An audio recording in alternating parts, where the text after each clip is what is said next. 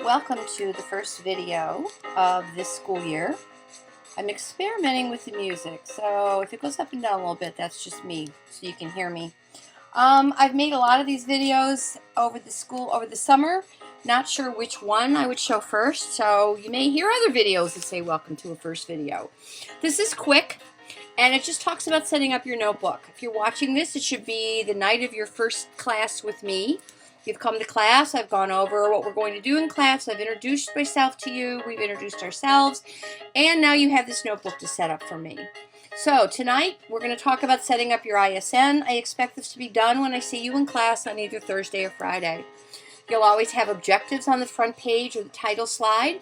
My objectives are to demonstrate how to assemble the opening pages of your ISN, and my other objective is to remind you that you need to share the information on these pages and get a parent to sign them for you.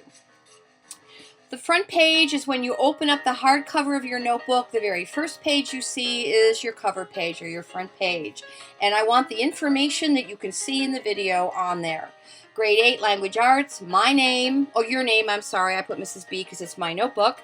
Your name, my name, my room number, and then I'm going to give you a mission statement to glue in because we're going to go back and refer to that from time to time. I am going to check to make sure that you have this complete, so make sure it's set up just like this. This is in case you lose it. They can either get it back to you or they can get it back to me. On the next right-hand page, which means you're going to turn the front page or the face page over, the back of the face page will be blank. This will be the next right-hand page. I want you to begin lettering A through G. So the first page is A, the back of page A will be B, the opposite right-hand page will be C, the back of page C will be D, opposite D will be E, the back of page E will be F, opposite F will be G. Okay?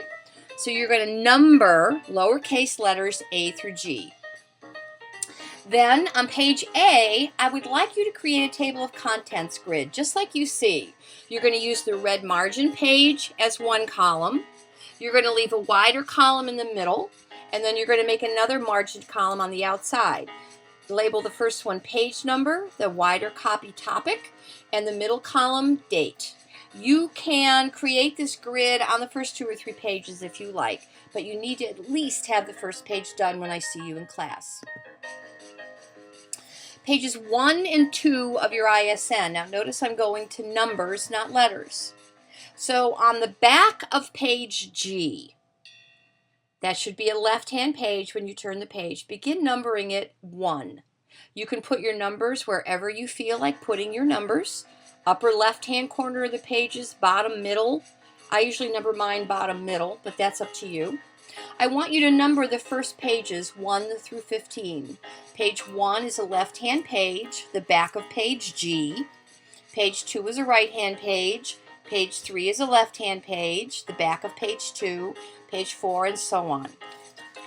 On page 1, you're going to receive I'm getting ahead of myself. You're going to receive a packet for homework, and in that packet are the pages that you need to glue into your notebook tonight. On page 1, find the full page handout, Grade 8 Language Arts information. Fold the page in half and glue it down. Put glue on the back of the right-hand side of the handout so that when you open the flap, it opens out from the middle. You're going to glue Grade 8 Language Arts information on page 1. On page 2, you're going to glue the half-page handout, Learning Goals 2013-14. These are the goals that will guide all of the work we're doing this year. So if you wonder why we're doing something, you should be able to refer back to the goals. So that's 1 and 2. 1 is the left-hand page, the back of page G. 2 is the page opposite. When that's done, turn the page. The back of page 2 is page 3.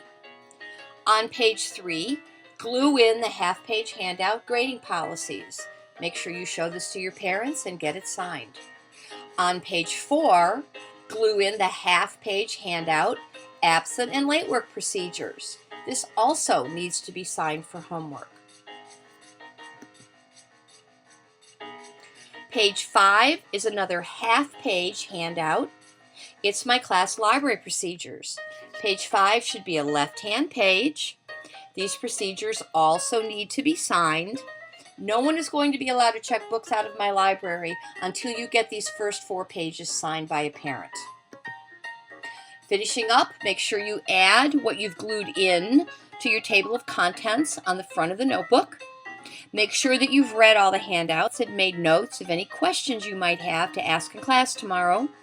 And make sure that you've gotten signatures on all the pages that require them. I will be checking for this first thing next class. This is the first video for me, and so you're going to see this little reminder at the end of most of my videos, at least for the first month or so. I expect you to be an active viewer, which means you're going to watch the video carefully. You're not going to be taking notes tonight, but you will be following my directions, and I expect them to be followed exactly as they're given. So that means you can pause this video, you can rewind it if you need to rewind it, you can review it as much as you need to until you know exactly what the video is telling you to do. Much of our homework this year is going to be you watching videos, taking notes, creating a summary, and a question to class. And we'll talk more about this in class. But this homework video is an important part of being a member of a flipped classroom. And I may have mentioned it in class to you today. And if not, I will talk about it in class when I see you tomorrow.